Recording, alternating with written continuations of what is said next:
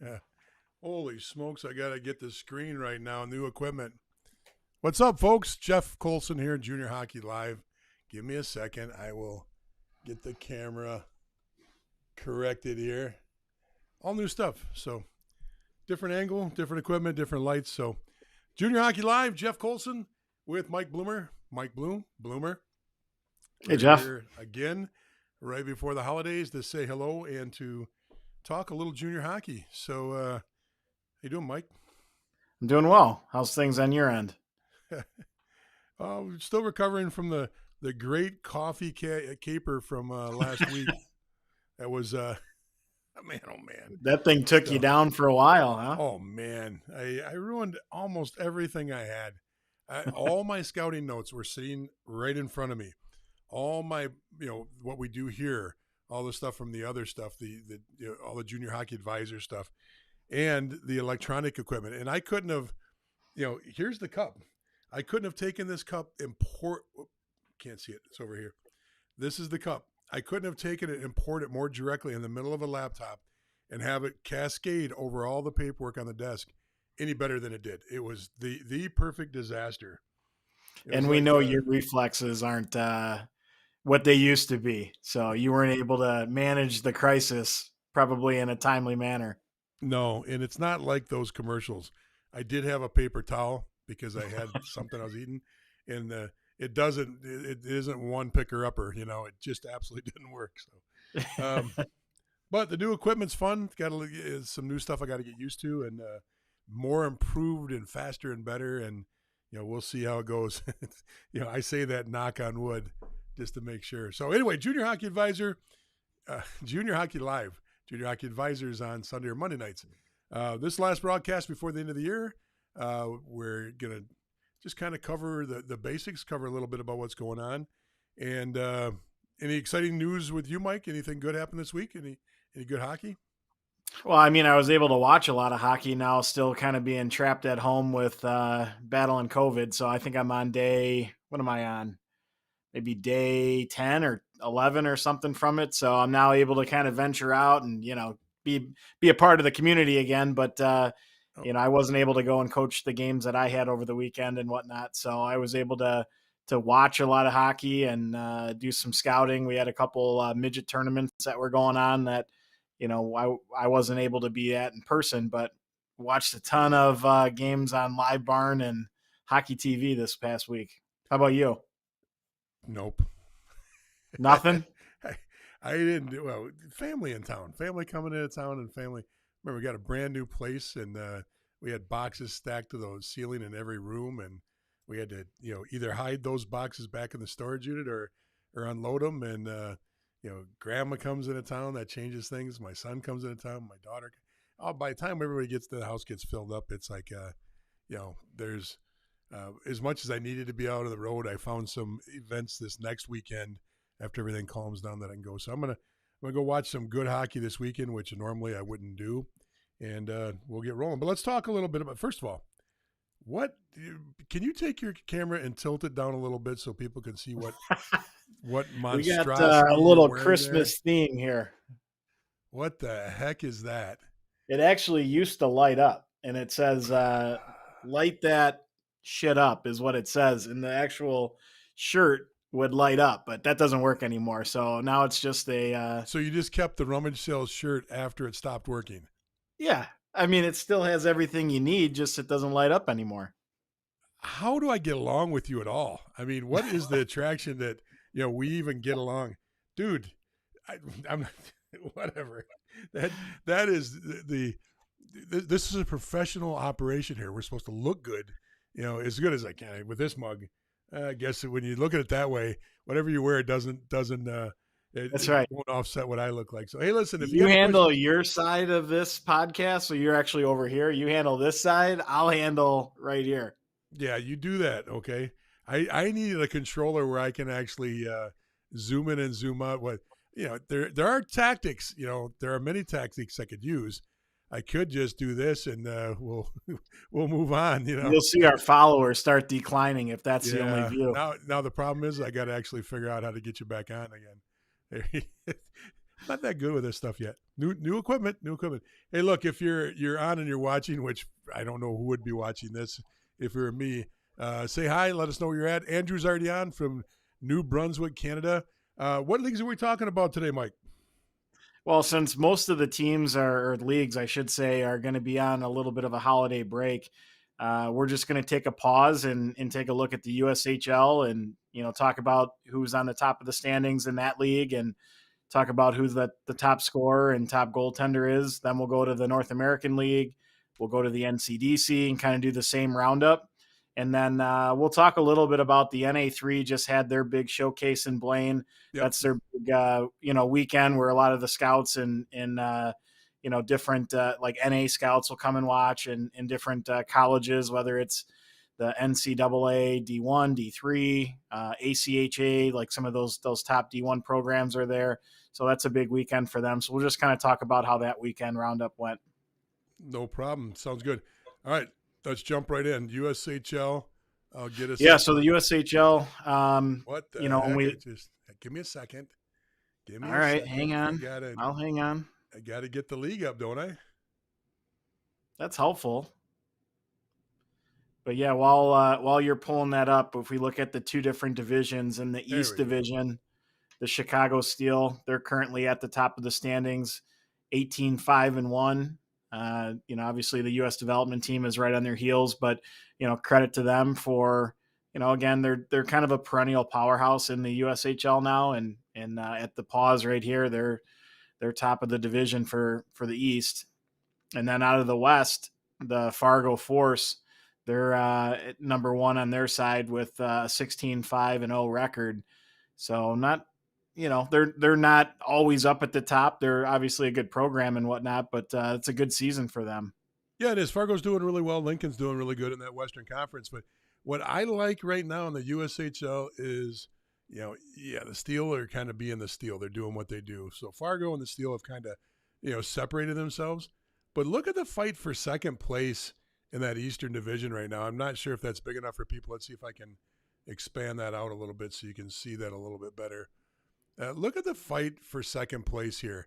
29 points with a national development program. But, 23 points, at not quite the midseason mark of the year. But you've got 1, 2, 3, 4, 5, 6 teams in it. Now, Madison's doing the old Madison. They had a good year last year, but Madison's kind of fallen on old ways there, I guess. I'm not sure really what happened this year. I don't follow Madison much. But, they're putting themselves out of it at the midseason point right now.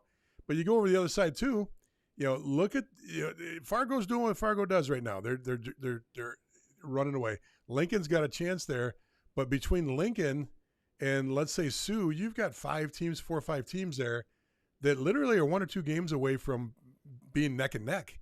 So I think there's a lot of parity this year. Yeah, I think that's extremely good and nice. And if you haven't watched any USHL hockey, get online and watch some USHL hockey. Great hockey. The announcers usually tell you who's committed. Announcers are usually really good at promoting their players so you can get an idea, okay, that kid's going to Michigan, that kid's going to North Dakota, wherever they're going. You can also, if you follow these teams, it's a lot of fun to grab a Twitter account for any one of these teams. They usually drop their lineup sheet the day of the games. And these lineup sheets are amazing to look at. There are teams in the league right now that maybe have 1, 2 tops, kids that aren't committed yet. And some of them, it's their top kids because they're still feeling out which way they're going to go, what they're going to do. But as far as their college commitments go. But it's really fun. Highly recommend getting on Twitter, grabbing the accounts of Waterloo, Des Moines, Sioux, whoever it is, and follow and pull up their game sheets. Look at the talent on these game sheets as far as where they're committed to, where they're going to school at. You're going to find most of these kids are going to the top programs. You play in the USHL, you're going to the Big Ten. You're going to go play for BC, BU, Providence. You're going to play North Dakota, Minnesota, Wisconsin, those kind of programs, So fun to watch. Now, don't get me wrong. There's kids that go to a lot of different schools. But this is the league that produces the echelon players, the top echelon players. So, yeah, definitely. I also Yeah. wanted to show you, take a look, and I'm going to do this through Elite Prospects because I wanted to pull up the Steel there and show you the top of the roster. Chicago Steel, there we are. So if we look at the Chicago Steel, let's just grab that top of the roster there. And, 25 games in, 38 points in the USHL. Jack Harvey doing a great job there. But look at this here. We look down at where he's going, Boston University. This is a good example of what we talk about with how you get to these teams. He got to Boston University, or will be at Boston University 23-24, okay, which is next season. But look at his path. Steel, national development team for a couple games when he was with the Steel. Before that with the Steel, 3 years with the Steel. Actually got a little bit of time. Then he was a Gentry Academy guy, and he made his path. Prep, USHL, and then he's jumping right into BU. That's the easy way to do this, to figure out if you like BU and you want to go to school there. You got to be pulling up the roster of BU and looking at backtracking these kids back to see how they got there. If you're a 14-year-old, 15-year-old player, the only way you're going to learn about that is to actually back up from the school, reverse engineer it.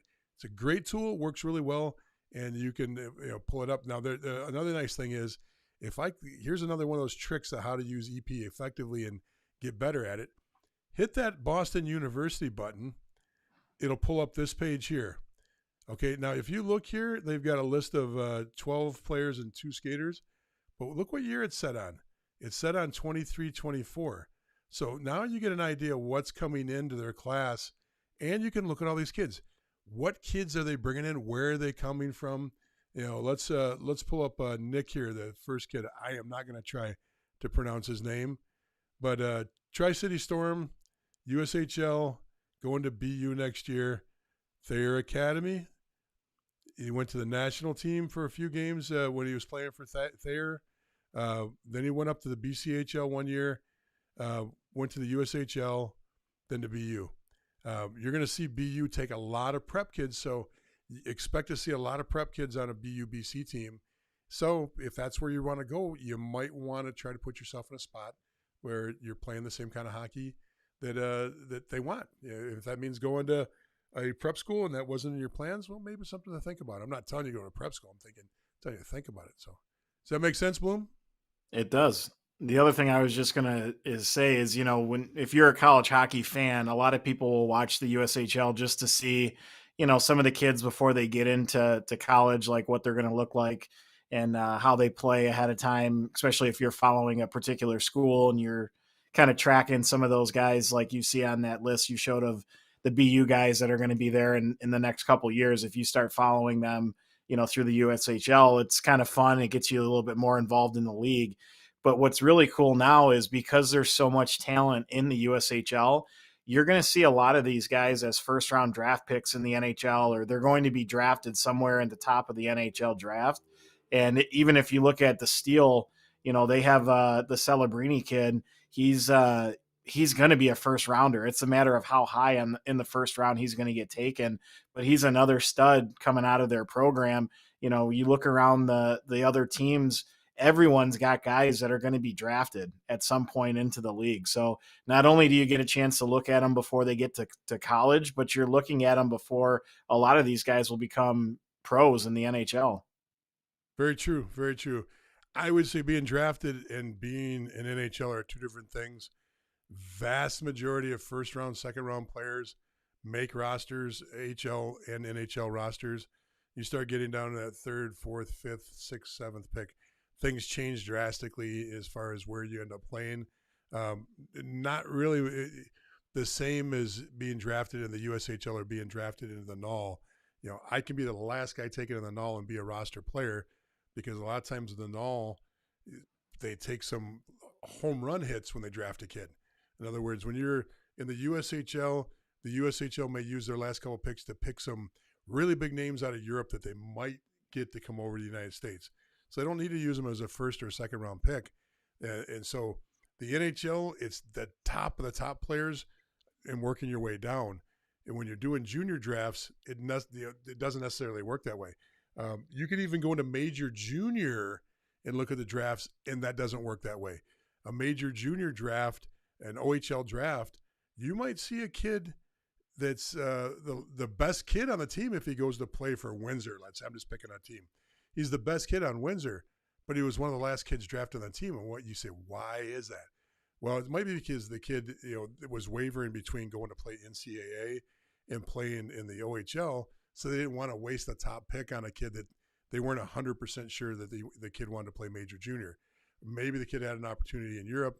Maybe the kid, just something could have been there, national development program, whatever it is, where there was options for that kid, and they didn't want to waste a top pick on him. So NHL draft a little bit different. All those drafts work well all the way from top to bottom. You see kids make the roster. So they spend too much time on drafts there, Bloom? We'll find out. Oh, we're growing.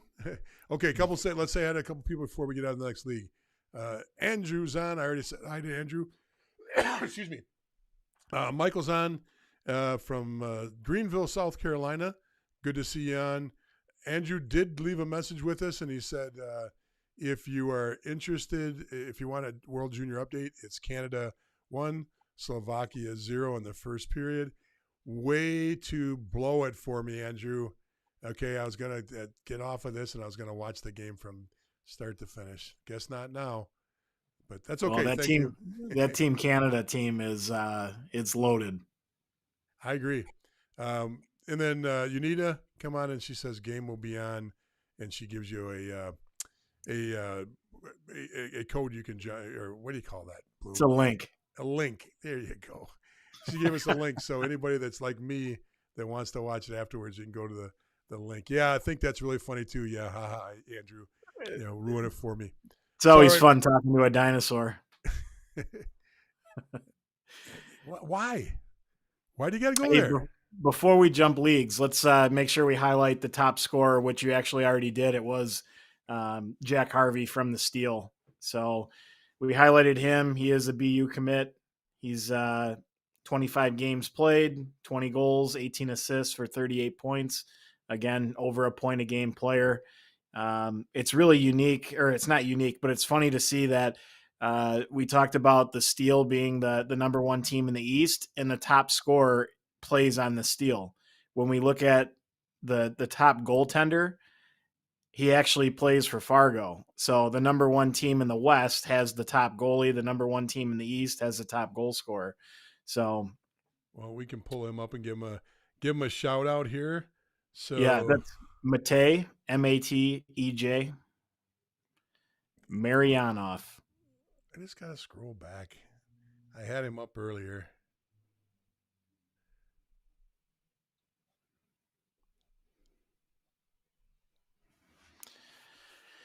So Matej, just going through while I waste time. His numbers. He's a 2003. He's played 12 games so far, 10 wins, 0 losses for a 1.87 goals against average and a 928 save percentage. So he's on fire. He's doing really well. So far, uncommitted. So I'm sure a lot of teams are going to be talking to him over the next 6 months. 6-foot goalie, 157 pounds. Both Slovakia and France, dual citizen in both those areas. So it'd be interesting to see if he makes it in the pros, which one he lists. So, but I like that the youth team he's got there. Can you see that? La Roche-sur-Yon. I don't know what the hell that means, but that would be cool to have on your jersey and on your hockey bag. No idea. Anybody speaks either Slovakian or France, or maybe a combination of both. Maybe you can tell us what that stands for. Because come on, Bloomer, you got to speak French. Why would I speak French? I don't know. I figured you had to do something good. Nope. Yeah. Nope. So you look at his background, U16 Slovakia, U17 Slovakia, U18. These are all international teams where he's playing for the national team. So he's played for the 16, the 17, the 18, and the 20 side, playing for Fargo. Great numbers across the board. And we had the conversation, Bloomer and I, were talking earlier today, and we were actually doing the same thing we're doing now, which is kind of what we do sometimes. And we were talking about the different leagues in Europe. We did a show last week where we had Jacob Dahlen on talking about Sweden. And many of you may not know this. It's a nice little tool to take advantage of, is to jump onto Elite Prospects, go up to the top of the page, and when you get up here, you can actually click on the teams or the leagues button. But if I'll hit leagues, that'll work. I can pull up leagues. Now, what this does for you is it gives you everything from pro leagues down to semi-pro to juniors, and it gives you all the options like Tier 3 junior in the United States, here's all your list. U18 leagues. A lot of times people are wondering about the different leagues out there, and we talk about a lot of them. We talk about the Beast, and we talk about HPHL, Tier 1 Elite, NAPHL, but here's all of them. They're listed right there for you. You want to know about the counterpart leagues over in Canada? Here's your 16, 18, U18, U16 leagues. But be careful. If you look up here, Canada's broken down to West, Ontario, and East. It's broken down just like the major junior teams are. WHL, OHL, and the Q over here, the QMJHL. So when you're looking for a list of junior programs, the CJHL, these junior A level programs, except for the BCHL, they're broken into 3 different compartments. You've got your Western leagues. That's your, Alberta, British Columbia, Manitoba. SIJHL is the Superior International. That's all around Minnesota and Northern Ontario, but close to the western side, the very western part of Ontario and Saskatchewan. And then over here, this is your central. So you got the CCHL, the NOJO, which is Northern Ontario, and then the Ontario Junior League. And, of course, on the east, you got the MJHL and the Q. So very interesting how they got it broken down in Canada. If you get a team that you don't know about or a league you don't know about, it's a great place to go, oh, okay, I see where it fits in. I don't believe, no, Mike, give me a little guidance on this if I'm wrong. I do not believe there's any thing but alphabetical order going on here. When they're listed. It's the hierarchy, but within the level, then it's alphabeticalized. Right. So you're not going to, just because the AJ is your first one in Canada West, that doesn't mean it's necessarily the best league. It just means that it starts with an A. Okay. Yeah, it's all junior A in Canada.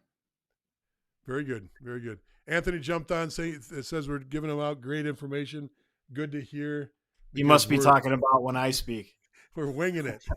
We're making it all up. I've never seen this page before. It's just something that I clicked the button on and it popped up. So, but that helps. There's all kinds of little tricks. What's the next league we're talking about? The I'll NAHL. use this page. Okay. I'll use this page. I'll go to the NAHL from here. Bingo. All right. What are we talking about? Top teams? Yeah, we'll go through each division, give some more teams some shout outs. So,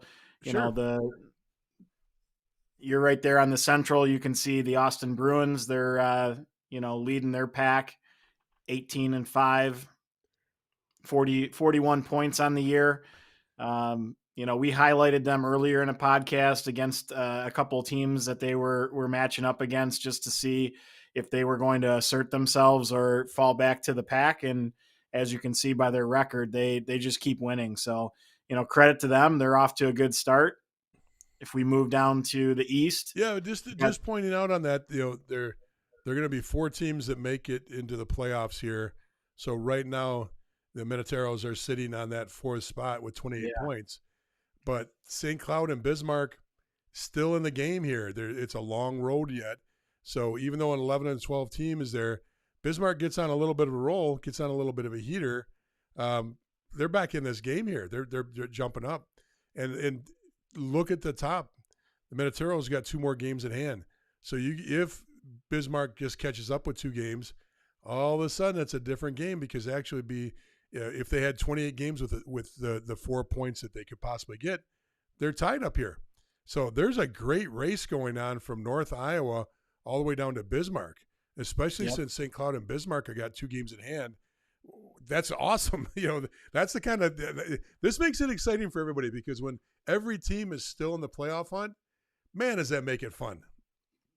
And I wouldn't count out Aberdeen also from at the end of the season battling for the first place spot. They're always at the top. Langer's now back. He's coaching the team. That's going to give him a little jolt there. So, you know, I think there's probably going to be a battle there at some point for 1 and 2, and then like you said, between 3 and 6, they're close. Like there's 1 or 2 games separates, the pack there. So it's going to get real competitive in that division coming down to the end. Yeah, so we jump down to the East here. Give us the breakdown there, Mike.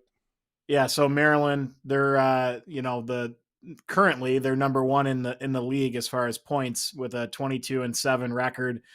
They've got a couple more games at hand than a lot of the other teams in the league, but still, they're one of the more dominant teams. They actually have some older players on that team, so they're really primed to make a run at the Robertson Cup. So they're a team that we're going to be looking at towards the end. When you look at the rest of their division, obviously Danbury's struggling, and some teams are getting fed well when they're playing against that team. But really, you take that team out of the equation, and again, in that middle of the pack, you got a lot of teams real close to each other, battling it out. So this is another division that's going to come down to the end on who those 4 teams are that are in the playoffs, and it may not be who we're looking at right now.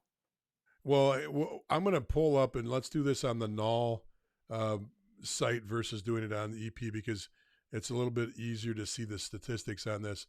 So if we jump into standings on the NAHL page, and we're looking at this league, here's a couple things. One, the Danbury, man, oh man, I don't know what's going on there. When your differential after 31 games is almost 80 minus, boy, oh boy, that's a tough year. That's a really tough year. But keep in mind, there's 32 games there. That means they've got 4 games over the 6th place team. Now, when you look at their record, if you add those 4 games in, that's 8 points. That gives them 32. They're right in the running with everybody else. I'm talking about Philadelphia, the Rebels here. Yep. Johnstown, same thing. You give them, 4 games, which is 8 points. They're at 34 points. They're battling for 3rd place. So even though these teams look like they're 5th and 6th, because of games in hand, that can change quite a bit. So then you go to the next the next indicator, where they sit as far as a win percentage and your differential. So if you look at win percentage on these, 734 is great. We got to kind of set them aside. But those next 3 teams, they're all in shouting distance of each other. Literally, it can go any way. 613 and 577. You had a win. They're pushing up to 600 right away. When we're talking about Maine, there, I'm trying to highlight one at a time. So I think that's a good run. Danbury's out of it, but I don't think anybody else is out of it. Remember, 4 teams are going 1, 2, 3, and 4. Maine's sitting on the bubble right now at 30, but there's 2 teams right behind them that are in the fight. Now, Maine's got the advantage. They've got 2 games in hand on Johnstown and Philadelphia. Yeah, I think you could probably look at that too and see which of the teams had series already against Danbury, and the teams that still are yet to play them or might get a little boost there when they finally start getting them on the schedule. If Philly's got 2 games next weekend against Danbury, Philly might be a plus 28 by the time the weekend's over. Yeah, that might change. Minus 14 goes up to plus 28. Yeah, it could happen. Tell us about the Midwest. So the Midwest, you can see here, Minnesota Wilderness, they're top of the division. Kenai just chomping at their heels here. They're getting close. Fairbanks tied for points, tied for games played. Just doesn't have a win in regulation, which is why they're 3rd. But again, these leagues or these divisions are so close with who's 1st and who's 4th that I think there's going to be a lot of change that's going to happen in the next half of the season. Mike, I would say it goes all the way down to 7th place there. Because, I know. It's crazy. You got 2 games in hand with win to go and, a new franchise. And you give them the 2 wins just to say they would win those games, being that they're a 500 team that's most likely going to split. But if you're sitting at 32 or 34 points, they're knocking on the door to be a playoff team in their first year. In a tough division, that's awesome. Springfield's not out of it. If Springfield gets on a heater, they could easily pull into the 30s over a weekend. 2 weekends they could be fighting for a playoff spot. So Chippewa's sitting there at 34, but by no means at all is anybody safe yet in this division. Nobody's pulling away. Well, they're all basically 500 teams. I mean, even Springfield being at number 8, they're 2 games outside of 500. And, again, you go through the goal differentials and things like that. There's nothing out of hand, minus 12. I mean, that could be the story of like a bad month and just being on the wrong side of it for, a couple weeks or a month or whatever. Minus 12 it's not horrible. Yeah, I fully agree. Once again, great to see a division. Now, next division we're looking at is the South. Let's talk a little bit about the South. Yeah, these rock'em sock'em robots down here in the South. So you got Lone Star Brahmas here at the top, 21-2 in 1 record. Like we said, Maryland is currently number 1 in points in the overall league. Lone Star has the highest winning percentage. So, they're at the top again. Oklahoma is right on their heels. They just had a series, a couple games about a week or so ago, and Oklahoma got the best of them. So, again, when you look at Lone Star, Oklahoma, New Mexico, those teams are, it's like any team could win on any given day. It just so happens that Oklahoma and Lone Star have pulled it out in some of these games and got the credit for the win. But when you watch what happens on the ice, it's like either team could have won those games very simply, and it just was a bounce here or there, or a goal that went in, or hit the post instead that caused them to either win or lose it. So, but you look at 4, 5, 6, even 7, like they're there. They're going to be a contestant to see who else is going to sneak into that 4th spot for the last playoff spot. I tell you, though, this is a tough division. You've got Shreveport that's got 2 national titles under their belt in the last 5 years. Lone Star's got a national title under their belt in the last 4 or 5 years. New Mexico made a great run last year and walked out of that division and represented really well when they went up to the national championships. This is a tough division. But keep in mind here, there's a couple of things. Go over here and look at the streaks at the far end over here. Here's what's interesting. Look at Shreveport with their 8-2 record. All of a sudden they got hot. They're the hottest team in the division right now in 4th place. Now, you could argue that Lone Star and Oklahoma have been hot all year. Their streaks have stayed pretty much the same. 7 wins and whatever losses.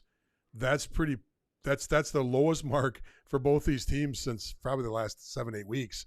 But when you get a team getting on a heater like Shreveport is, that's because they've got that veteran coaching staff and players that still maybe not residuals from their national championship team, but they know what it takes to do things down there, and that's interesting. Odessa got hot for a while, 5-5. That's a 500 record. That's actually playing above their watermark right now, which is 463. So you start looking at these teams and going, are they playing above? 5-3-2 is better for the Amarillo Wranglers than their 596 winning percentage. So they're playing above, they're batting above their average right now, which means they're working towards becoming, what is a 5-3 team?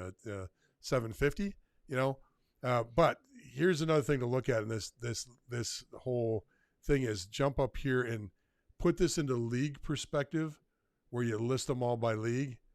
And now it changes things because look at this percentage over here. I sorted the whole league by win percentage. And I did that because now you can kind of see how strong that South division is. They're sitting on an 852 and a 788. And then everything drops into 730s and drastically drops into the 600s after that. Now, the number 3, 4, and 5 aren't up there in the top 10, but boy, oh boy, those 2 teams are separating from the league. If they keep this up for the year, that's going to be some unbelievable regular season records. Yep. And again, when you talk about who's going to make the Robertson Cup, like Final Four, one of those 2 teams isn't going to be there. Isn't that a shame? But then again, you look at some of these teams that are up there too, coming out of Alaska. You've got two Right. really, really strong teams here that Yep. have a real good shot of winning that division, and they're the exact same team as far as on paper, both sitting on a Right. 597. It's a shame that that's the way it works, but you may not see the top two teams in the overall league playing for a national title. Yeah. And even if you keep the screen up there, when you look at the South Division, you have, according to this, the number 1, the number 2, and the number 12 and 14. So in 13. the top Oh, yep, 15, you got 4 of the teams in there. yep. So I didn't get down past Chippewa, but then it drops off. You're going to drop quite a bit down to El Paso and Corpus on the bottom, but still Yep. interesting, extremely interesting to see that. Well, congratulations to all those teams in the NAHL. Got a good situation. Can I show one more thing? I Yeah, go think it's ahead. important to show. Look at the scoring stratification on the best team in the league by record right now. Well over an 800 percentage. Didn't I say, or was it? What was the winning percentage we had on them? It was 8. I don't know, scroll down a little bit further. Oh yeah, it's right down here. So they're sitting on an 852. 852. Now, you look at their roster, and they're 852, best team in the league. Look at how equal their top 11, top 12 players are in points. Your top player on this team, 26 games, 17 points, 16 points, 15, 15, 13, 13. They're contributing from everybody, which makes it much, much different. Now, I haven't looked at Oklahoma in a while, but I bet you if we look at them, it's not going to be much of a different story. They might have one guy that's like way out from in front of the pack. Yeah, they're relying a little bit more on the top, and they've got a little bit more on the top heavy. But look at their top 5, top 6. They're all tightly matched up there. It's not one kid in 26 games that has 50 points. You're talking about pretty equal stratification. What's interesting when you're looking at that South Division is it going to be defense or offense that wins the division? Right. Because your goals for Oklahoma 110, the best team in the league has got 81. And that means this. And if you look goals against, they're not that much different off on goals against, but Oklahoma's running away with some games or ran across the streak of games like that. And but it's going to be interesting to see. Does defense overall, that 47 goals against is a top number? And if we look at the whole league as far as goals against, I'd be very interested to see where this is not something I've pulled up and looked at. So now we're looking at the whole league listed.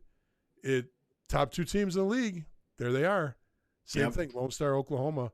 So you've got the 2 top teams in the league that have the 2 best goals against average. You would expect that. But when you've got a run and gun team like Oklahoma, you might not have expected that they'd be second in goals against in the league, Now, Right. some of these teams have played a lot more, so their goals against they're going to be more because some of these teams are in their 30s already. But, I don't think that you added 2 or 3 games to these 2 teams, it's going to put them from 47 to 76. Right. I think they've kind of distinguished that they are 2 of the top best, the 2 best defensive teams in the league so far. So Yep. Mark's checked in. Good to see you from New Hampshire, Mark. What's the next league we're going to hit it here? Well, let's highlight the top scorers, or we can highlight the top goaltenders because it's kind of leading into your goals against Lone Star. So the top goalie is I want the Arthur top Smith. scorers first. All right, top scorers. Dave Anderchuk. You can see him at the top here. 10 goals. He's got 29 assists for 39 points, over a point per game. So he's doing well. This is his last year. He's currently not committed. So again, I would assume in the next few months here, he'll be making his commitment somewhere. But he's off to a really good start. He actually, if you were following his points at the beginning of the year, he was one of the tops to start the year, and he's kind of kept it going. So it's not like he was, a streaky type player and got hot at one point and then fell off. He's been consistently contributing every single month of every year so far.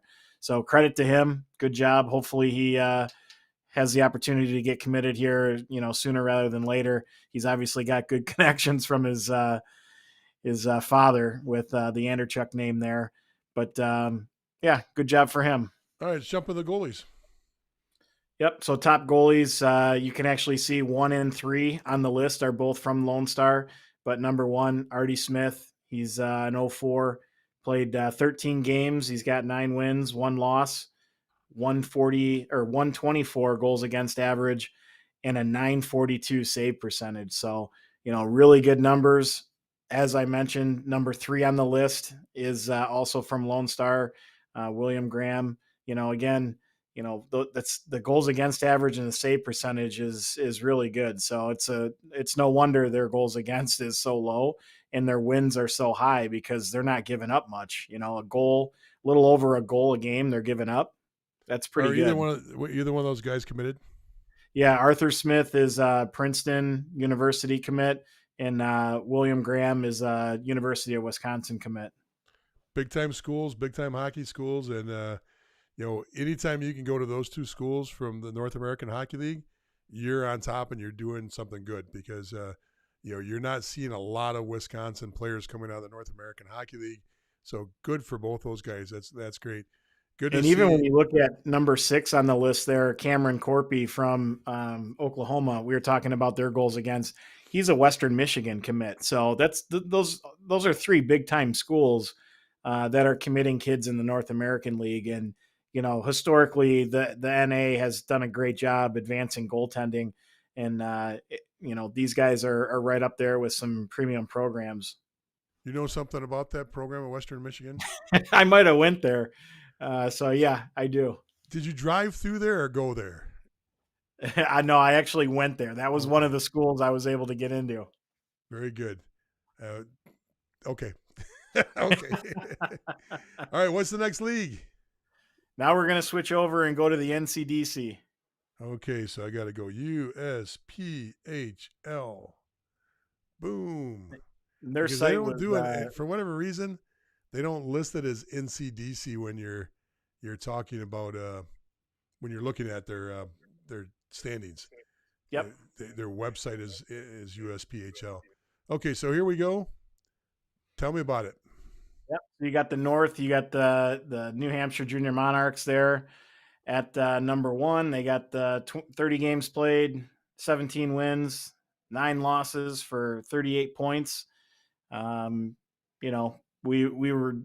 don't know, what was it, maybe a month ago now, we did a podcast on the NCDC. They just had their Beantown, and they kind of, had their North versus South Classic going on. And the Northern Cyclones were, I think at the time, they might have been on like a 7-game winning streak.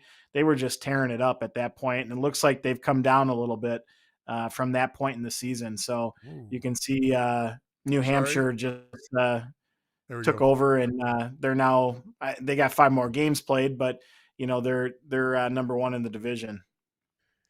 And it doesn't change much. We were baffled when we were looking at this last year. The perennial powerhouses in the NCDC. Your 3 of your original founding members, South Shore, Junior Bruins, Islanders, all in the bottom half. Junior Bruins and the Islanders in the bottom of their division. You don't see that very often. That's just not what the NCDC has shown in the last 7 years since their inception. So interesting. On the other hand, good on the rest of the league that shows that you don't have to play for the Junior Bruins. You don't have to play for the Hitmen to be on a strong team, that there's contenders. Right. So good for New Hampshire. Congratulations for staying on top there. And the Cyclones battling for that first spot. And to be honest with you, I don't know how they run their playoffs. Anybody out there knows how playoffs are working in the NCDC? I can find out, but I don't know. Do you? Do they take? No, not off the top of my head. I'm not sure how they format it. So anyway, good on them. And what's the South doing? So, like we figured, Jersey Hitmen, they're kind of running away with it a little bit. No, they got 41 points to Mercer's 40. Okay. Sure. It's still possible. I mean, probably won't be, but it's still possible. If you saw Jersey play, they're pretty strong. And again, we did this podcast and talked about this league, probably a month ago. It might even have been a little bit longer than that now. But, some of the teams that we were kind of highlighting and waiting to see like what they were going to end up being, um, not much, right? They kind of are in the same spot as they were when we went through this, where we were talking about the Rockets, and they typically have a strong program. Connecticut Yep. was at that point where they were on the cusp of, are they going to be one of the top teams, or are they going to kind of level off and go back to the mean? And it's not like they're bad teams or by any means, but they had the opportunity to really assert themselves as one of the top teams, maybe just under the Hitmen, for this division. And they're just, a little bit above 500 and still trying to figure themselves out. But, the credit to the NCDC is there's some change of the guard in some regards when it comes to the standings and which teams are at the top and the bottom, aside from the Hitmen. But there's also some pretty good players that we've seen and we've been scouting and things like that are doing really well. In again, it's not like they're playing for the Junior Bruins and they were committed to like Boston University as a 15-year-old and are playing in the league. Some of these kids haven't been committed yet, and they're some of the best players in the league. And it's just a little bit different than what you're normally seeing from that league, 5 years ago, 6 years ago, things like that. Yep. Yep. Fully agree. This league has a propensity of all of the players that are commitments are coming from other places first. They get their commit in prep. They get their commit in, playing for a U18 team, U16 team. They get their commitment when they're playing for another junior team, and then they get housed, not hosed. They get housed. Okay, and what I mean by that is, especially the Hitmen. The Hitmen are notorious for having strong rosters, but 15 of the kids that are committed on the team, 12 of the kids committed on the team, whatever the number is, all committed somewhere else. And the Hitmen will still get 3 or 4 or 5 commitments during the year. This last couple of years, maybe not so much, maybe 1 or 2. I'd have to go back and look at that. But the league overall, fresh commitments, just talking fresh commitments, meaning from the time training camp starts to the time the season's over, you get your Division I commitment during the year. The league sits around an average of 12 players a year for the whole league. Now that's 1 or 2 teams in the NAHL. That's 1 team in the USHL. If the team is already, if they got room, like if there's 12 kids that are uncommitted, that USHL team is most likely going to commit those 12 kids during the season. Not every kid, but there's a good chance. This league has not been known for putting a lot of commitments out. Okay, right. And that you'd always have 3 or 4 strong teams, and it was have and have nots. You'd have the Junior Bruins, Hitmen, Islanders, and then a couple other teams that were strong teams. Then the fall off was pretty drastic. So good to see that there's some fresh blood there. Good to see there's some kids that are going to commit out of this league. I just would like to see before I call them a contender to be what is considered tier 2, I want to see the league start getting commitments from 1 through 7 in each division, 3, 4, 5 commitments on each team from each team in each division. This team's got to have, there needs to be 70, 80 kids committed coming out of this league fresh every year before I think that they should be considered the same thing as tier 2 or BCHL, AJHL related, level of teams. You're always going to have your strong teams. You're always going to have your strong teams there. We know who they are. And we talk about it all the time. We give all the accolades to the strength of the top teams, but it's got to move down. Yeah, and it's to your point, when these kids are 15, 16, they get committed to an NCAA program. Typically, it is a team in the Northeast area.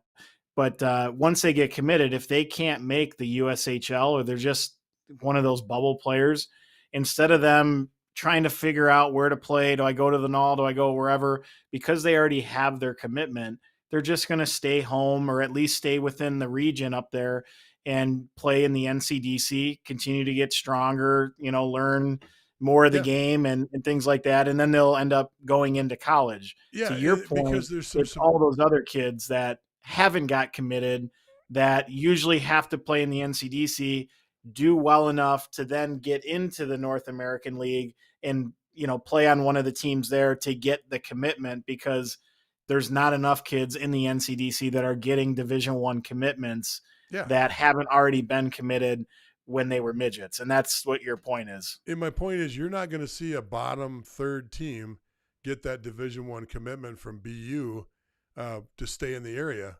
because they're going to go to the trusted teams. What I mean by Correct. trusted, they're going to go to those teams that have been around, the founding member teams, the guys that, they have coaches that have been there for a very long time. For example, the Hitmen. Toby's been there as a head coach now. Geez, it seems that he's been there at least a decade. And I would highly, I think statistics, percentage-wise, I think I'm pretty accurate on that number being 10 or more years. Everybody knows him. Everybody in D1 hockey knows him. They trust that their program is solid. They trust that they've got good foundations, and they know exactly what you get. It's black and white. If you play for the Hitmen, this is what they're going to do. They're always going to be on top. They're competitive, and they run good practices. You're going to get better if you play there. So people are going to park their – the BU coach has no problem if somebody plays for – but if I go lower in that league, that BU coach is probably not going to say, yeah, just stick around and play for that last place team. Stick around and play for the second to last place team. And I'm not purposely not talking about names, because I'm not trying to accuse anybody there of being bad, but this is not going to happen. They're going to play for one of 2, 3, 4 teams in that league, and that's it. So interesting. That's a good point you made there. Are we going to cover the top player in this league? Yeah. We got the top scorer, Caden Cranston. He's playing for New Jersey Rockets. Rockets. There we go.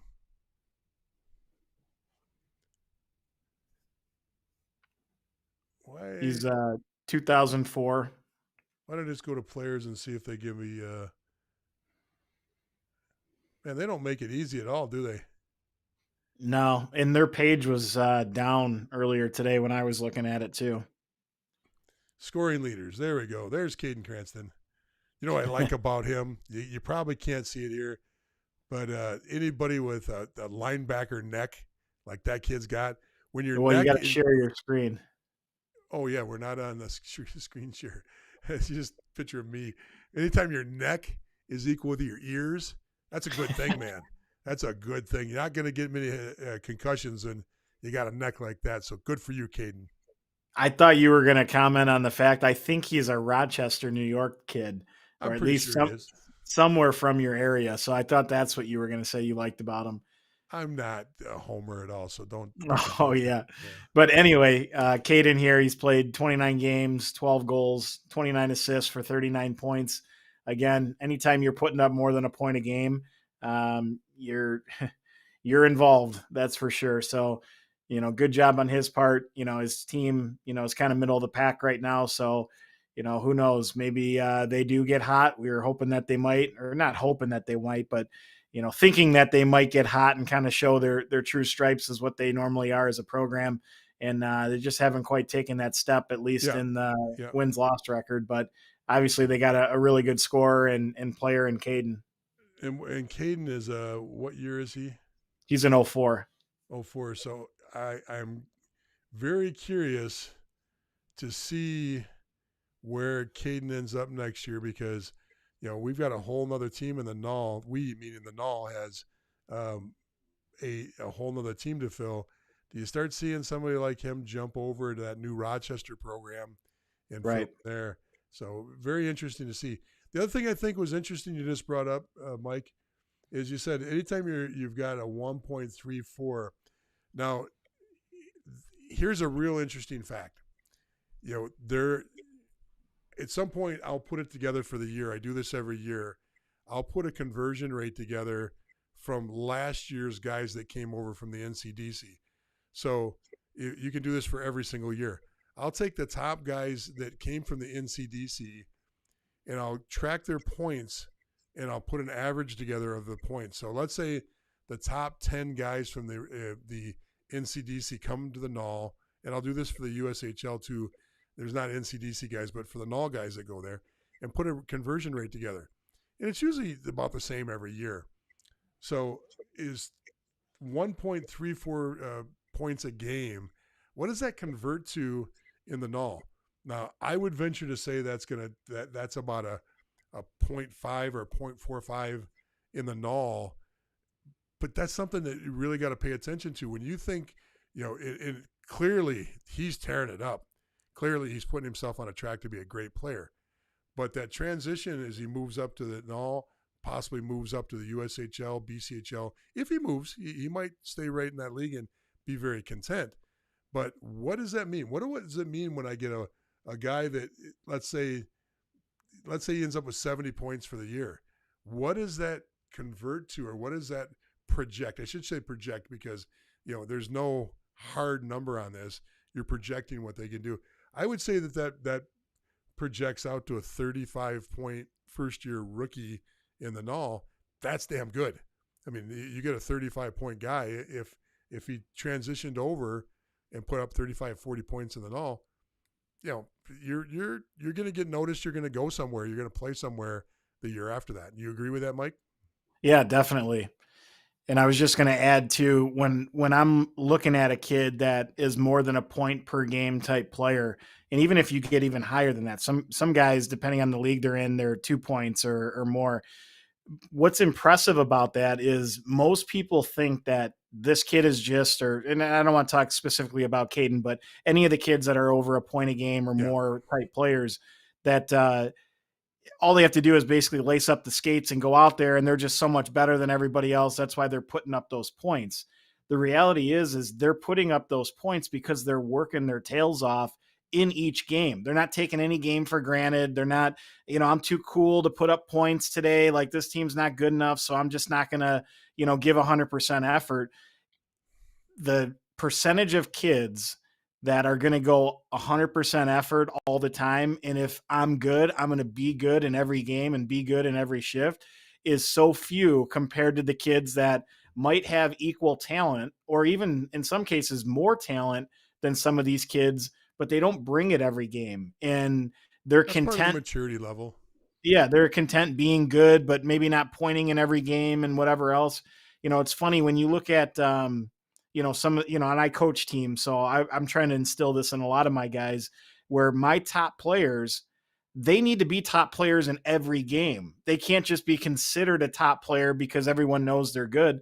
They have to be good every game. And if they're good every game, then they're going to get more opportunities because of it, aside from just winning in that game or having success themselves in that game. And there's just so few kids today that have like that inner drive in them to be that or to do that every single game. I agree with you, but you see a little thing next to Caden's name, that R, and I haven't pulled up. I'll go back to Elite Prospects and pull Caden up there. It was Cranston, correct? Yes. And I am going to use him as an example right now. It was Caden. Is it with a C? Yeah, with a C. Caden. There he is. Okay, he's an 04. So he's got a couple years left here. What's our top classes now? 02s or 03s? Yes. 02s. 02s are in there last year. So he's got a couple years left. Why isn't there we go. Okay. So the good news is he's got I remember Caden from when he was young. So watched this kid play quite a bit. This is a kid that he had a breakout year. This is his breakout year when he was playing for Connecticut. Okay, put up really good numbers here.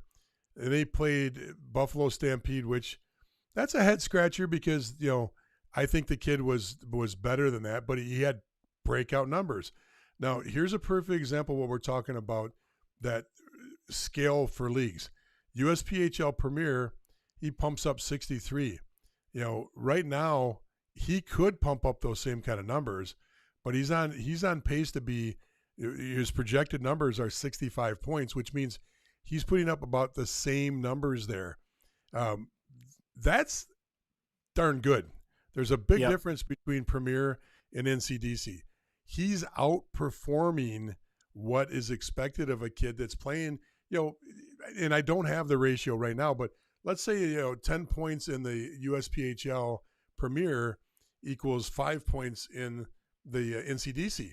Well, he's twice as good right there as far as what his projected numbers are for this year. So that's a good example of a kid that's outperforming his numbers. And there was a point I was going to make. What was your point right before this about not picking? Just having that inner drive for kids Yeah. that constantly put up points. So here's the other part. 28, 29, 30, he had 40 total games in 2021, and he had 44 games. We're halfway through the year, and he's already played almost 30 games.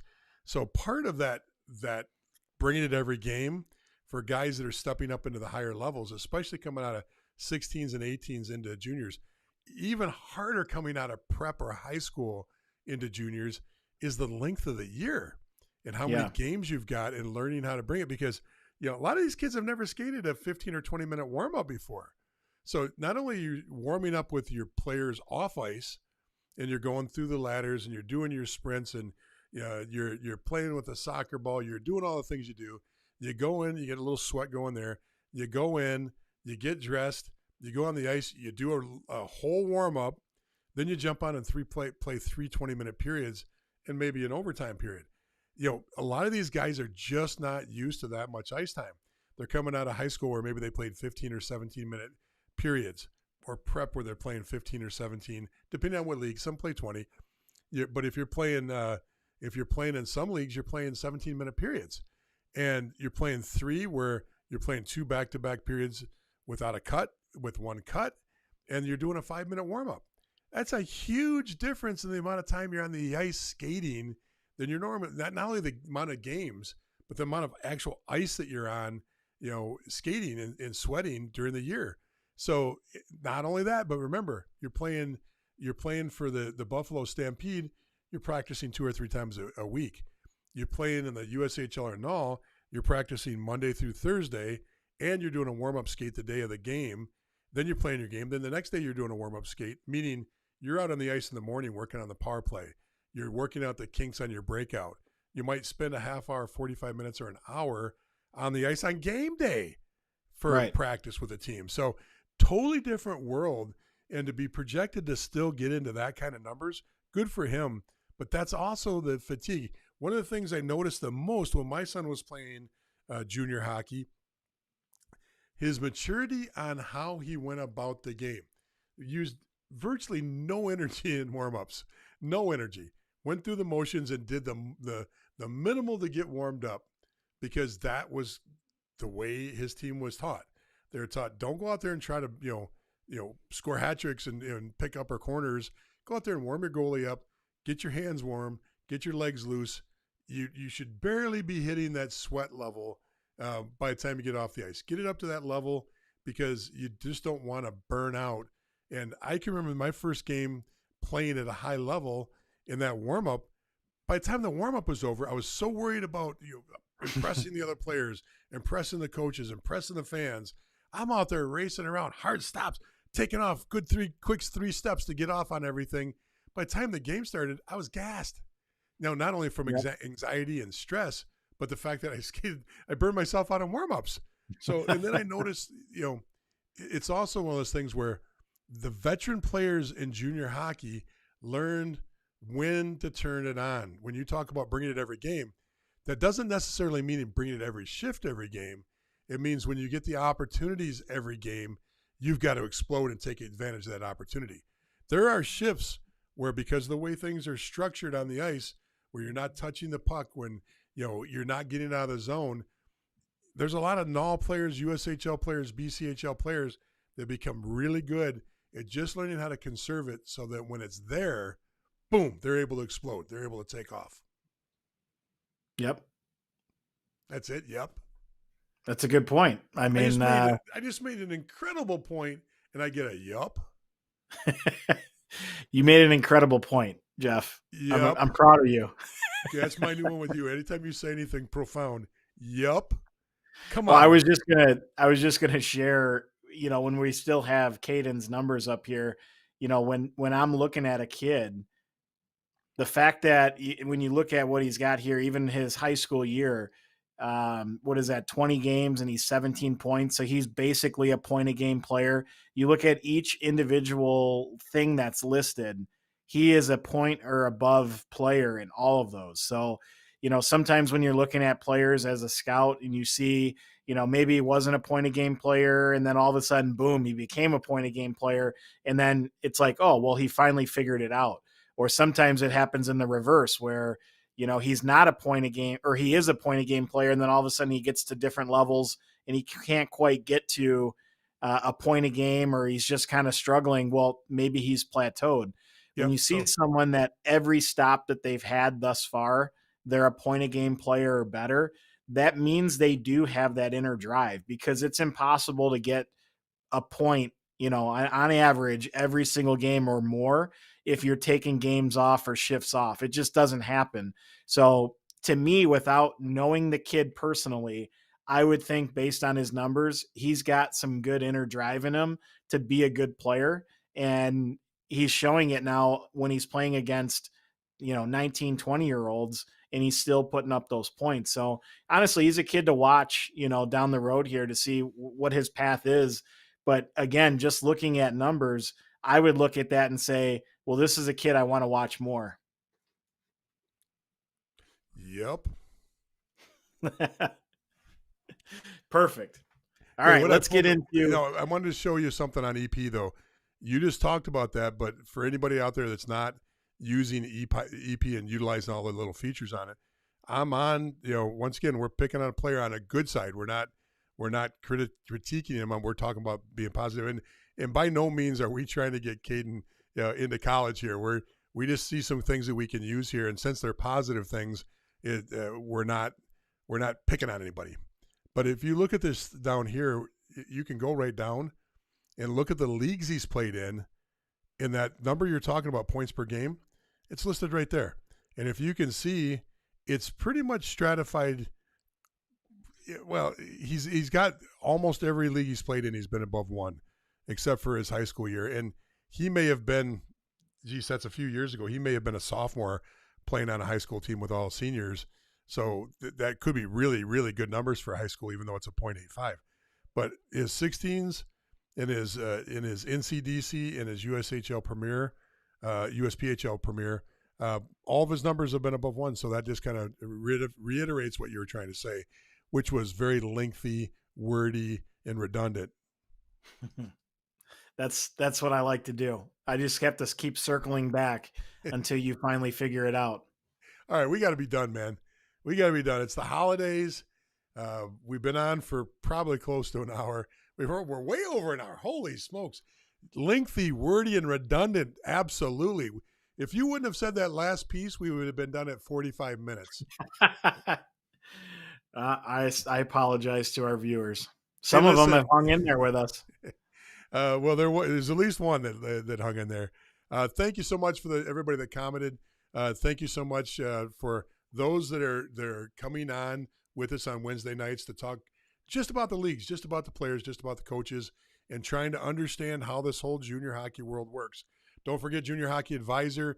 The other broadcast, our other stream, is more about the steps and how to work the steps to get up there.